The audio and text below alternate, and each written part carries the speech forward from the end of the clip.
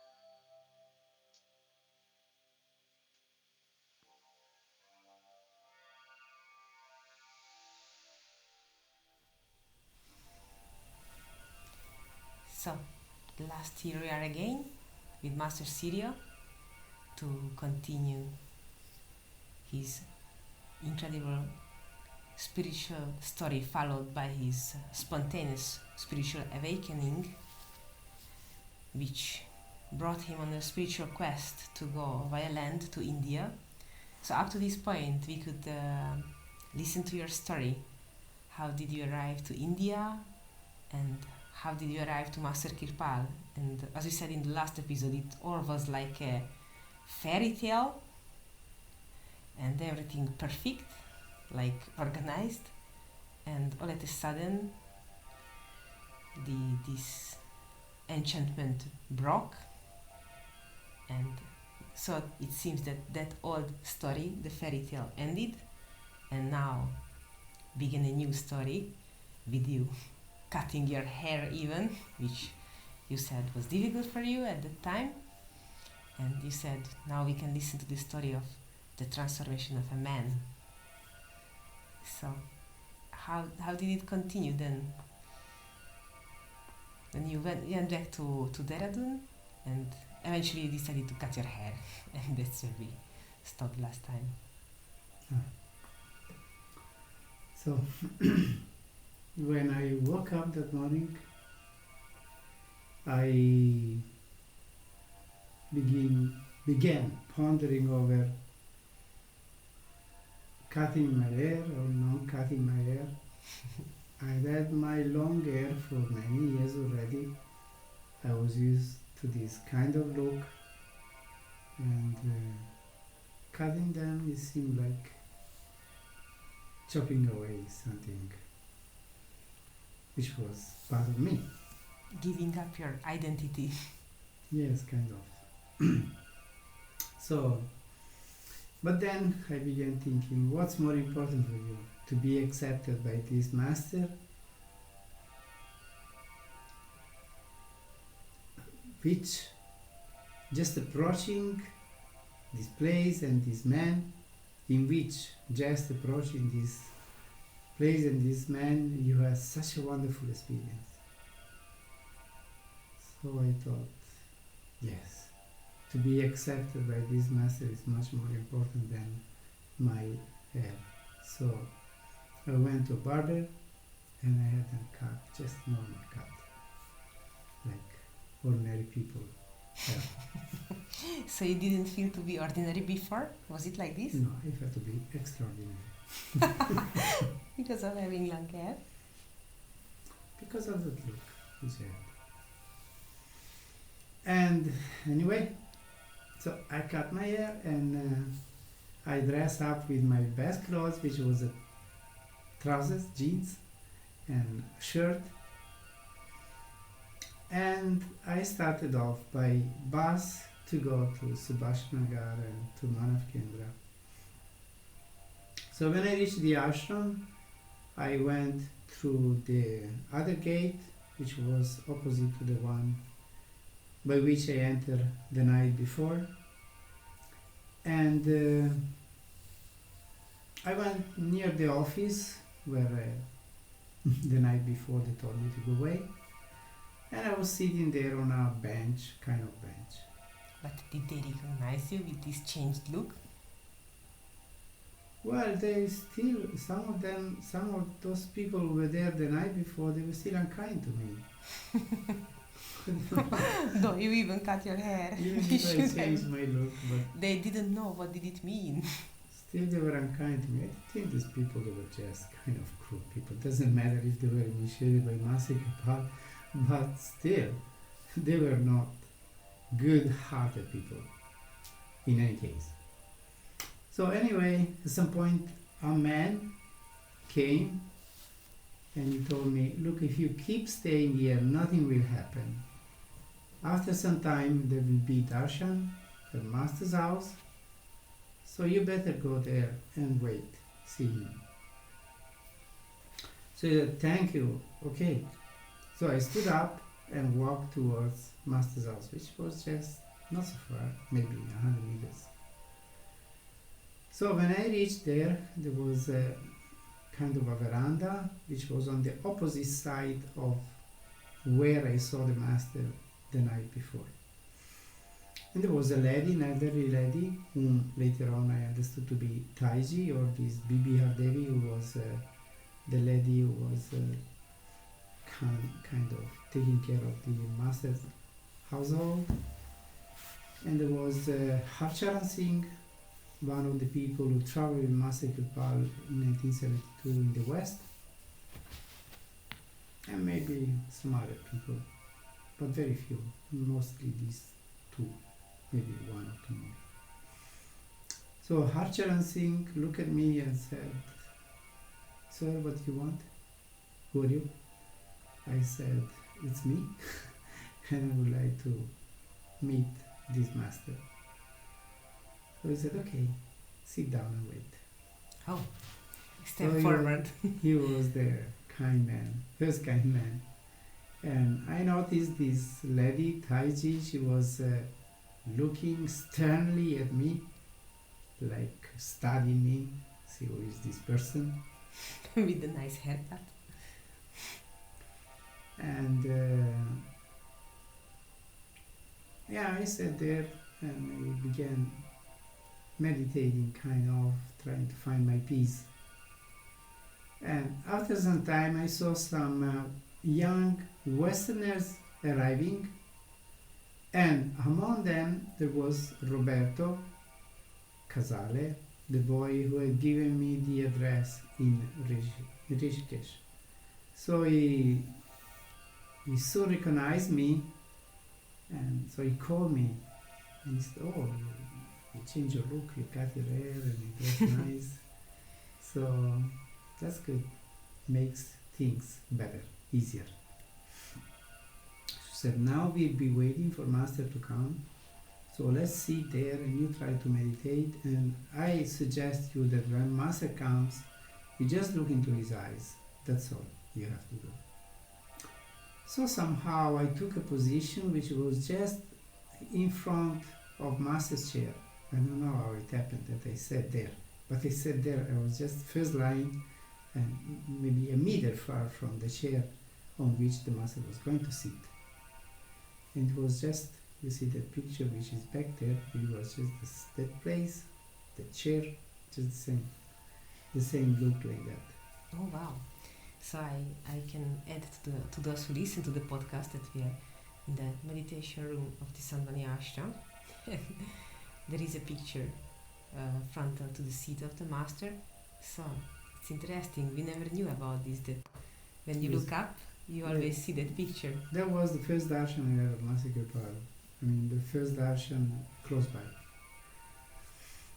So I sat there, and it was a very well studied place, which I didn't take it awareingly. I was not aware of the importance of that place, but it was very important. Because by sitting there, I could look on the right side where there was the steps by which the Master was coming down from his room. Mm-hmm. And the first sight for me was very important. If I didn't sit in that spot, I wouldn't have this darshan of him coming down like that. And that was very important for me, because these details, they really may mean a lot. So when I saw Master coming down from the steps, I looked at him and I really saw him like a giant.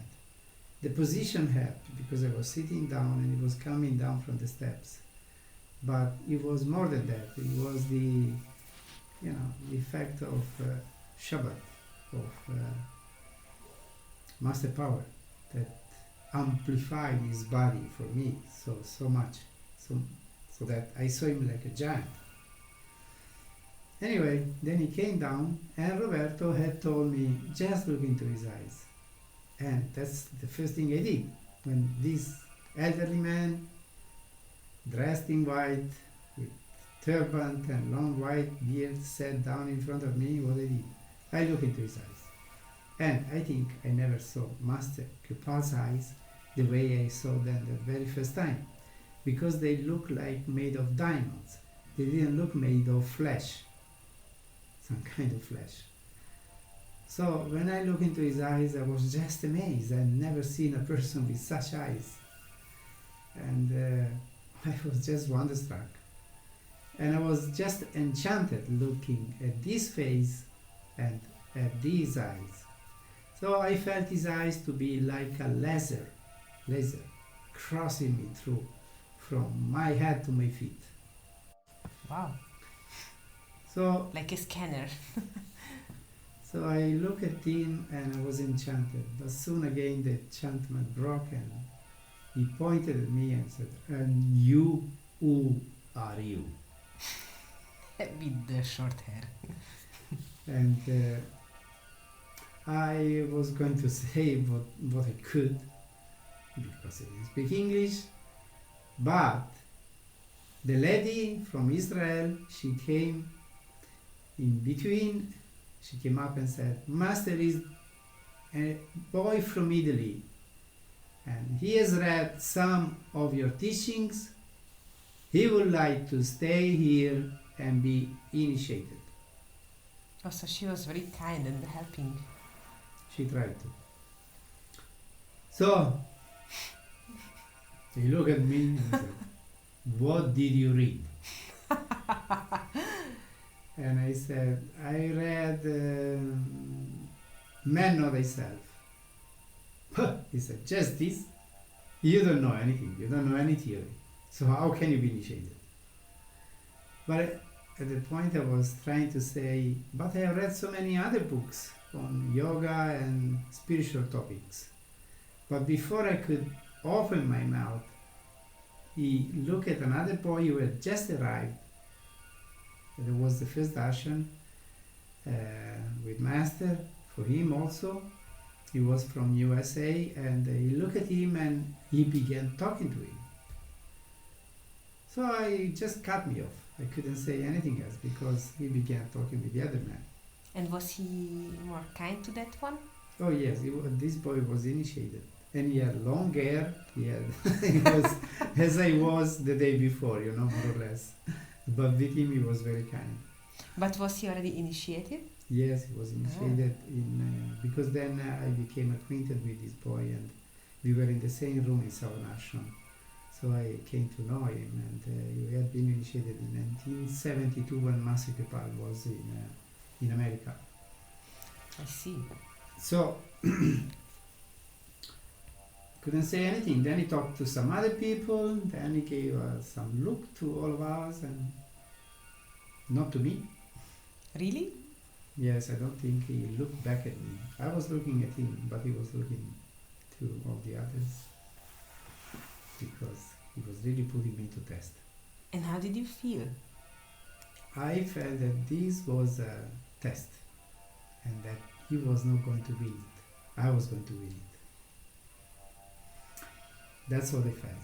Because I acquired at that point, I went into a spirit of challenging, of facing the challenge and trying to win it. Well, it was like this. If you win, then it's a win-win situation.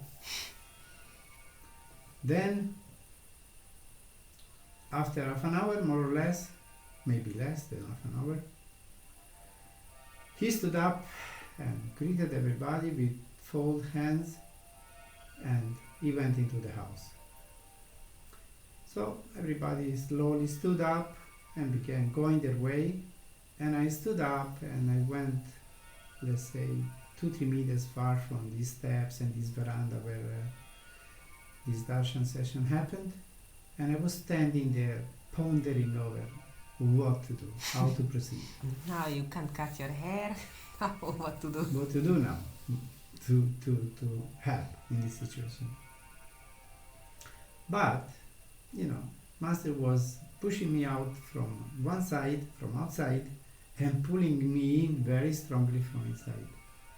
So he took care of the situation, and Roberto Casale came to me and said, "Strange, he doesn't accept you." And the lady from Israel, she also came, and so I think Roberto said, maybe you should travel in India, meet some other gurus, and if you don't find anything which appeals to you, then later on maybe you come back. And I felt this suggestion to be so foolish and so out of place. So I told both of them, look, you can't understand this situation, so just leave me alone. But in a previous episode you said, I think that Roberto also had some difficulties of being accepted. Yes, he also cut his hair. He also was sent away, and he also got it. So when I met him in Rishikesh, he was like a Swami, just shaven, shaven head. And but then he was accepted because he had a letter from the Italian representative anyway. He had met the Italian representative before going to India. So he had a letter to introduce him, so he was easily accepted. When he showed the letter from Pierfranco Marcenaro, then... After cutting his hair? I don't know if he was accepted because of cutting his hair, or he decided to cut his hair just to show how sincere he was. I see. And anyway, so the lady felt embarrassed and she went away. But Roberto couldn't leave me like this, so he said, okay, let's take a walk, see what happens. So we went to a place which was the building where now the Sharma family lives. Mm-hmm. And there was a kind of a canteen, and they were giving out tea and fruits and biscuits. So we had some of these, and I was having a cup of tea and maybe some biscuits. And while I was doing this, while I was having this, a Canadian boy who had arrived some days before me at the ashram, he came to me and he said, look, I saw what the master did to you before. So you became famous right away. So he told me, but when I came here, he did the same with me.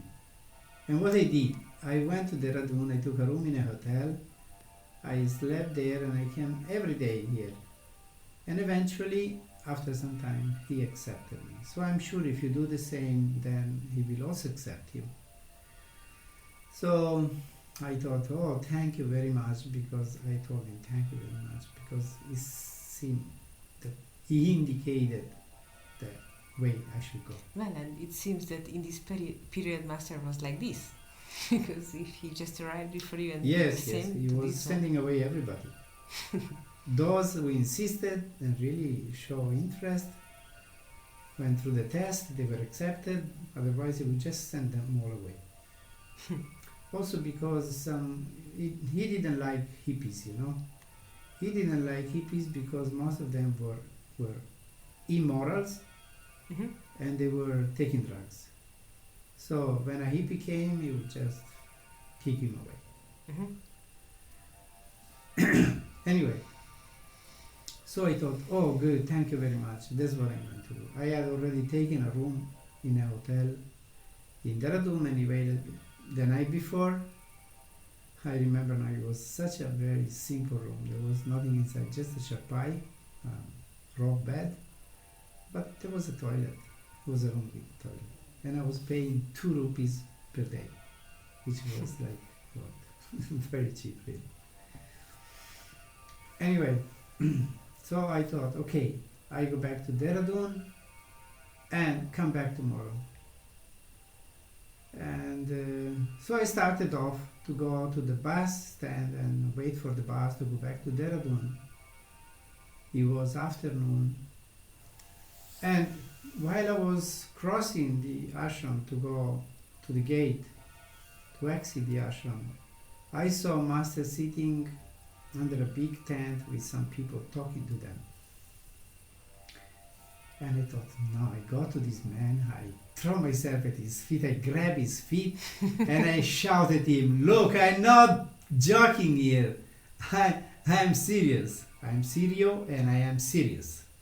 So you have to accept me, that's all. Well, the problem that you couldn't say this in English. Yeah, but I could grab his feet and say, please, something I could say. But anyway, then the other wise suggestion came from inside that you better wait and be patient. It will be okay. That's what came. So I thought, okay.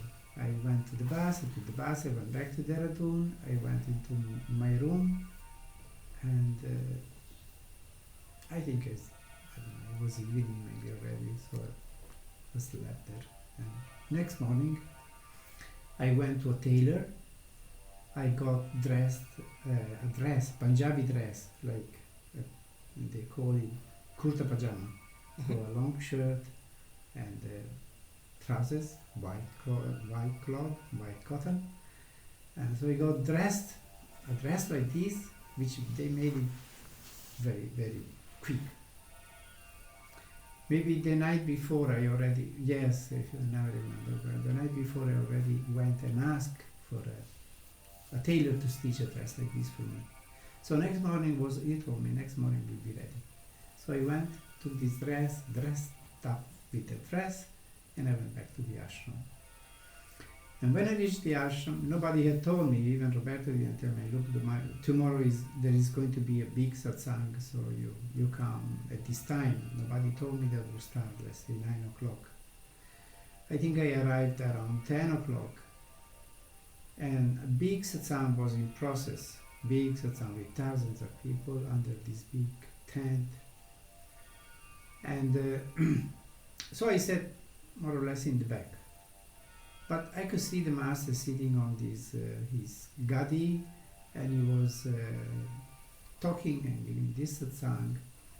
And somehow this man was so appealing to me. He was and kept being so unkind to me, but yet I like him very much. and the way he talked, and the way I saw him during Satsang, he was so appealing to me, and I felt just spontaneous love for this man, because he was an elderly man. He looked so beautiful to me, and those eyes which I saw the very first time, they really stayed in my mind like a nail into my brain.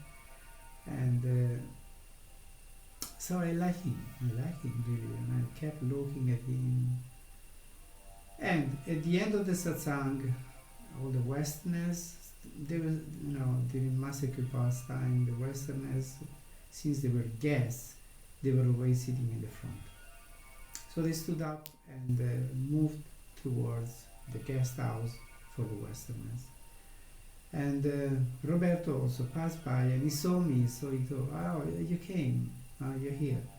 So you come with us and stay with us, you can have lunch with us and see how it goes the day.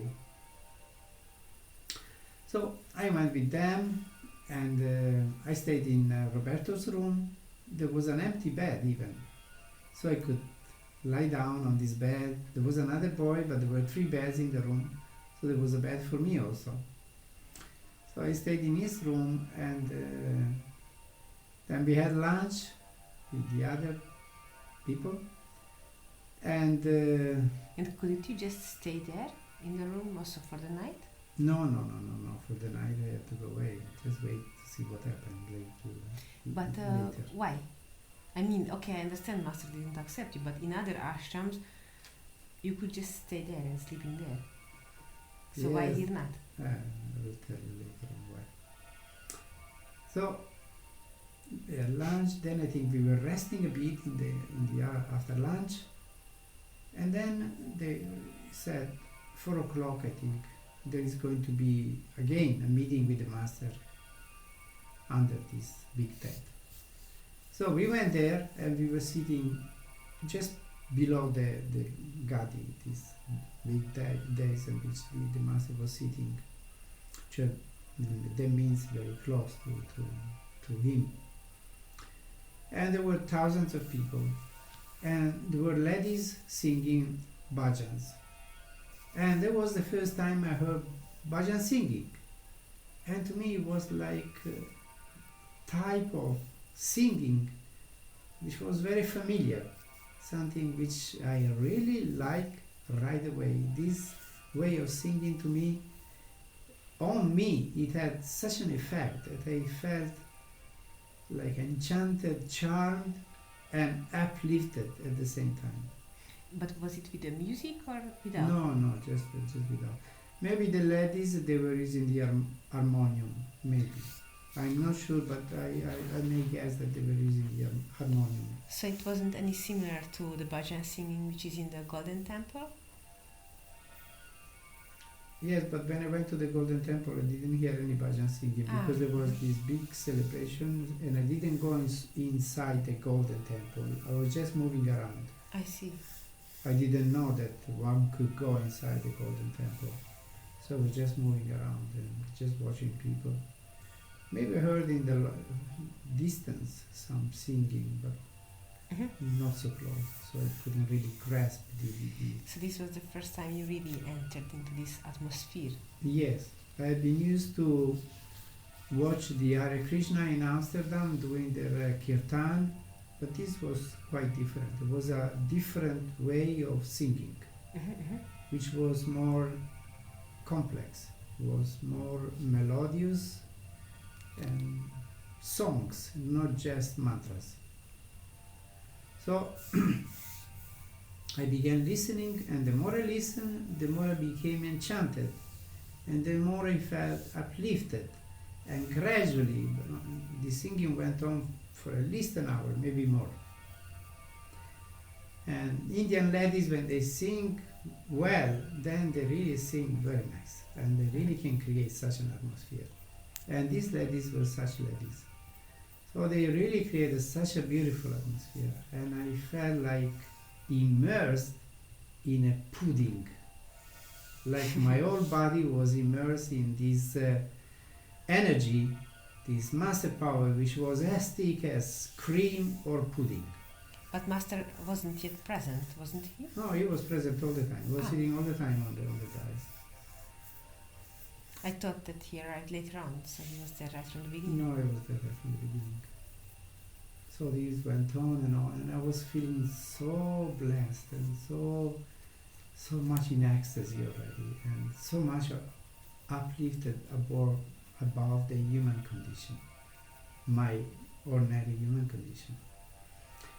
And at some point the singing ended, and the Master said, okay, now we sit peacefully in meditation.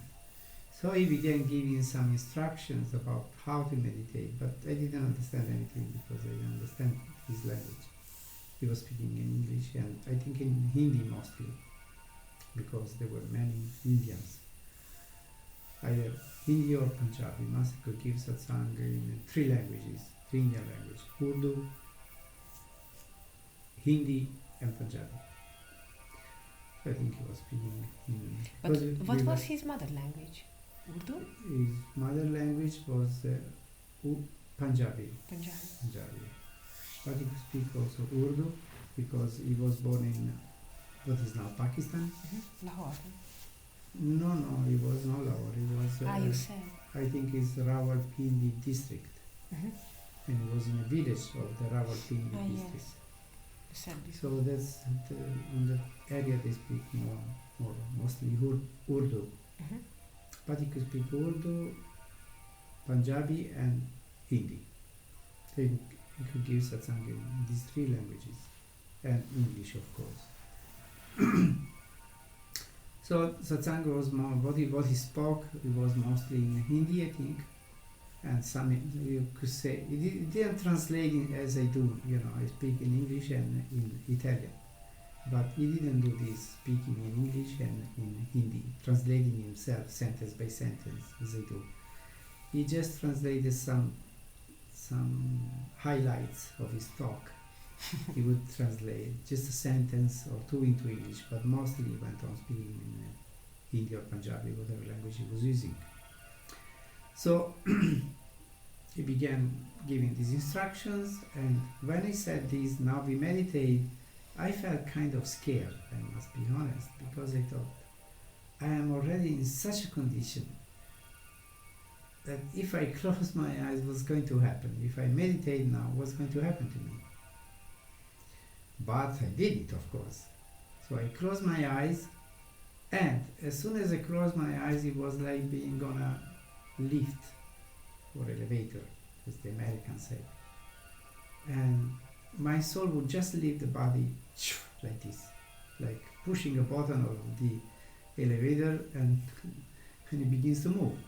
So I closed my eyes, I focused in the middle of my forehead, and zoom, out of the body. And I went into such a state of ecstasy and bliss that I thought, oh my God, meditating with this master is so fantastic, it's so easy. I mean, meditation happens so spontaneously, so easily.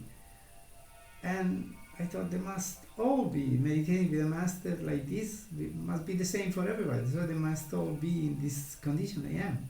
They must all be in ecstasy and samadhi here. But it was not. Later on I realized that it was not like this. That for me there was a very special blessing. And the others, some were sleeping, some were wandering with their minds. That's how it was. And I had the proof right away, because after half an hour, Roberto came to me, because after giving the instructions, Master went away. So he left us there alone, by ourselves. And after half an hour, Roberto came to me, he shook me, so I opened my eyes. And he told me, do you want to keep staying here, meditating, or you want to go into my room? And I thought, how on earth a person who is in this my condition may even think of leaving this place and going into his room? But I didn't want to disappoint him, so I said, okay, I go with you. So I stood up and I felt like floating into the air. And so while moving towards his room, he asked me, how is your meditation going? And I said, look, this meditation was just amazing, was just out of any possible imagination or expectation, and just amazing. And then I didn't add anything else. So he perceived the state in which I was. Therefore, when we reached his room, he said, I see you're very uplifted, so let's sit again in meditation. So I sat on that bed, which was free. And again, as soon as I opened my eyes, zoom, out. So, such a bliss. Close your eyes now. Such a bliss.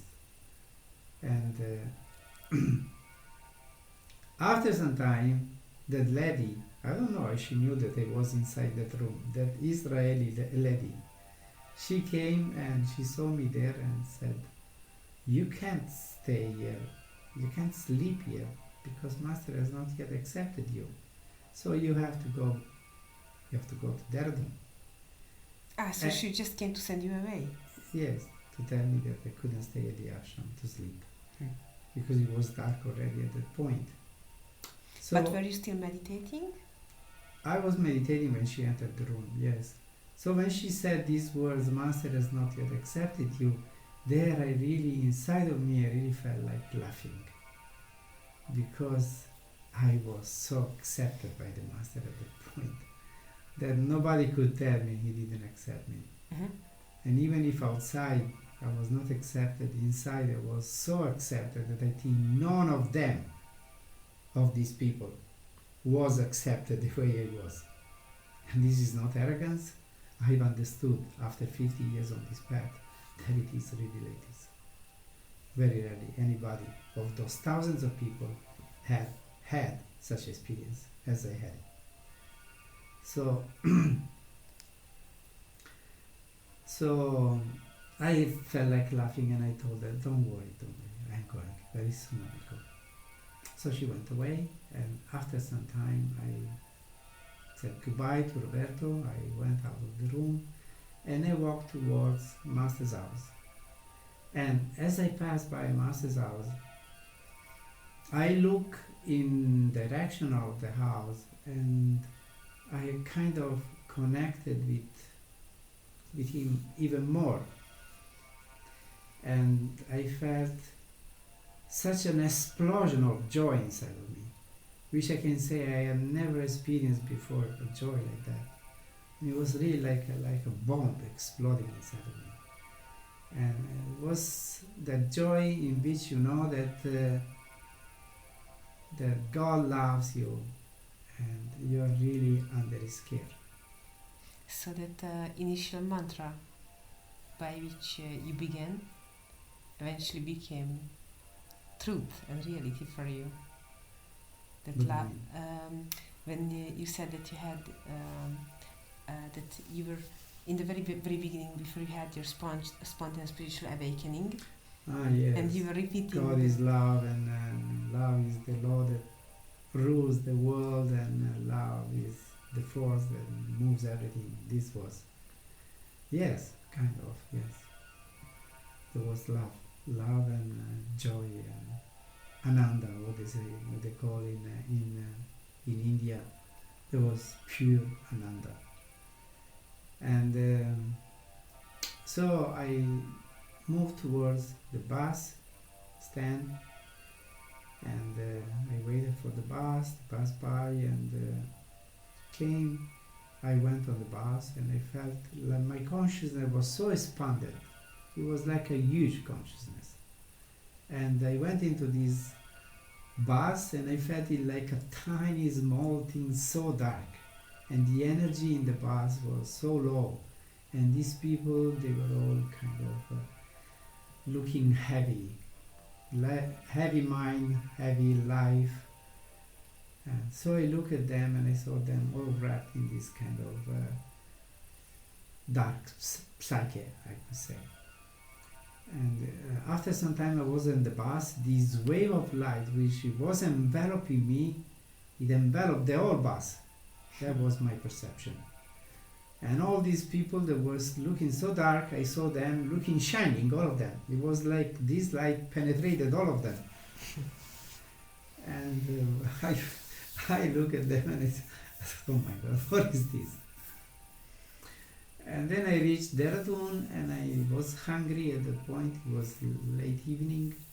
So I thought of going to eat something in a small restaurant. So I entered inside and there was the same. This room, this space in which I entered, it felt like a small tiny black hole. And there also I sat down and began eating something, I don't remember what.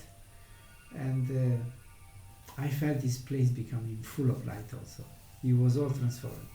And the people inside there were all transformed. So then I went to my small room in the hotel, and there also I sat down, pondering over, my God, what is this? What's happening to me? What's happening to me? I began wondering. And I just sat there like in this state of bliss and ecstasy. And I think that after some time I fell asleep. And I woke up the next morning, and normally previously, if I had experienced something special the day before, the night before, when I fell asleep, then when I got up the next morning, I had the memory of what had happened. But there was no more in that kind of intense experience. But there, I woke up the next morning and again I was wrapped by this halo of light. Wow. So much that, I would sit and just get so immersed into this wave, and hours would pass and I was not aware. So I got so absorbed that when I look at the watch, it was like 11 already. So I thought, I should go to the ashram. So I took a bus again, I went to the ashram, and I was spending time during the day with Roberto and with these Westerners who were there. And I came to know a teacher of the school who was the gym teacher. And so, by and by we became acquainted. Physical education, Jim? Yes. But I had left my guitar in Rishikesh. So I should go back to Rishikesh to pick it up, because it had a value. It was a nice guitar. My mother had bought it for me, and I minded about it. So I told Roberto, would you mind going to Rishikesh with me and we pick up my guitar? And he said, okay, yes, why not? We take a bus, or I don't know if we took a bus or a taxi, and we went to Rishikesh one day. So we went to Rishikesh, and I went to this small ashram of this Swami where I was staying. And I met with the lady who had been in... the Italian one with the children. With the children who had been in Pondicherry ashram. Mm-hmm. And so they looked at me and they saw me so transformed. And the Swami was telling, but look at this boy, how possible is so much change? He was telling everybody, look at this boy. So you all go to that master. He is so changed. I also go. He is so transformed. Oh my God, what happened to you? I said, oh look, I had such a wonderful experience over there, and I'm going back there. I just came to pick up my guitar and I'm going back there. So he was very happy to see me in that beautiful condition. Well, so he was very nice to be happy for you. Yes, it was a very nice man. So we took a bus, we went back to Dehradun, and we went back to the ashram. No, and a very special thing happened, that when we reached Dehradun, we saw the master's car passing by. Oh. And the driver was master's driver. He was a young man. He saw us, he recognized us, so he stopped and he told us, go with me, come with me. Oh. We need to take a bus. So Roberto sat in the front and I sat in the back. Mm-hmm. And he began driving, and at some point he turned back and he said, that's the place where master sits all the time. When he's in the car. So I thought, oh, very good. So very VIP. So we went to the ashram, And days were passing, and after a few days, they told me tomorrow Master is going to Delhi. So before he leaves, you should ask him again if he accepts you for initiation. So this Indian boy was the teacher of gyms at the school. He told me, I go with you. Let's go to the Master's house, and I talk with him. I said, oh, thank you very much. So we went to the Master's house, and when we entered into his room, there was a bed, and he was going to lie down on this bed. It was just that bed which is in Manav Kendra in his room now. You've seen it. So he was going to lie down, and his turban was out of place, and maybe he took it off even while lying down. But then he saw us entering. But anybody could just go in like this? Well, I think he asked permission to either Taiji or somebody to go inside, and they said, you go, you're allowed, you just enter. So when he saw us, he took his turban, put it back on his head, and he sat on the bed, and he said, beto, sit down. So we sat down, and I looked at him, and I was so emotional. I was scared also, worried what was going to happen now. And but at that point he was looking at me so gently, so nice, so kind, compassionate really. And the boy said, Master, Maharaj, this boy, now he has read all the translations which are available in Italian, and still he would like to be initiated by you. So Master was very kind. He said, look here, when you came, I sent you away because I can accept everybody that come here. So that's how it was like this. But now you can come to Delhi, and then I will give you initiation. So I suppose you were so happy. I think he gave us some prasad, and we stood up to go. And as soon as we went out of the house, I burst into tears. I was so happy and so emotional, and I felt really like washed clean by his darshan. I felt like just immaculate, really nirmala. That's how I felt. And so this was a real transformation. Yes, it was a real transformation. An incredible transformation which I never expected, and I never thought possible for a human being, because I expected something meaningful, but I didn't know how much you can get from a guru who is a realized guru, and from somebody who is on this earth to give out the blessing from God to the people. And that was the case with Master Kirpal. It was really the Master Paul through whom God really gave out his blessings to the people. And I was very blessed, really. I was very lucky. And I had such a wonderful tuning in with him. He was really the kind of guru, kind of master he was the most appealing to me, and he was the one really meant for me in all possible ways. His teachings, his way of giving out the teachings, the energy that his body radiated, and the energy of the ashram, and his darshan, his eyes, his face, the way he talked, the way he moved, anything he did, it was so appealing to me. So I really liked him, I really loved him, and it really worked. My connection with him was very powerful. Well, now it's 50 years.